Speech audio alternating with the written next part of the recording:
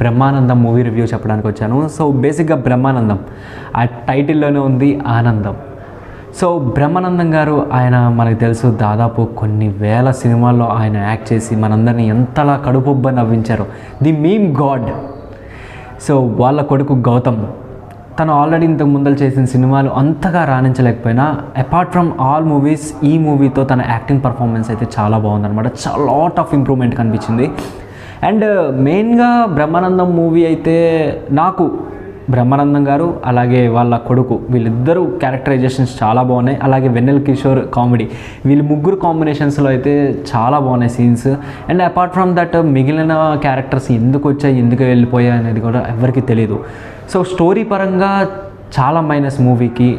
So ఈ movie ఒక old ఏజ్లో ఉన్న వాళ్ళకో లేకపోతే ఒక మంచి ఫ్యామిలీకి ఒక బంధాలు ఎమోషన్స్ వీటన్నిటికీ చాలా దగ్గరగా ఉంటుంది. ఒక ఎమోషనల్ బ్యాక్డ్రాప్లో తీసిన ఫిలిం అయితే ఇది. అండ్ ఒక తాతయ్యకి మనవడికి మధ్యలో ఉన్న రిలేషన్ ఎలా ఉంటుంది, అలాగే ఓల్డ్ ఏజ్ లవ్ స్టోరీ. నేను ఫస్ట్ టైం చూస్తున్నా అండ్ ఇప్పటివరకు నేను చూడలేదు ఓల్డ్ ఏజ్ లవ్ స్టోరీ అనేది. సో సంథింగ్ డిఫరెంట్ అనమాట. సో ఓవరాల్గా నేను ఈ మూవీకి ఇచ్చే రేటింగ్ 2 out of 5 ఇస్తాను. సో మీలో ఎంతమందికి ఈ బ్రహ్మానందం మూవీ నచ్చింది, అలాగే మీమ్ గాడ్ కామెడీ ఎంత బాగా నచ్చిందో మీరు మెన్షన్ చేయాలనుకుంటే కింద కామెంట్ బాక్స్లో మెన్షన్ చేయండి. సో ఇలాంటి మరిన్ని ఇంట్రెస్టింగ్ అప్డేట్స్ కోసం stay tune to tag Telugu.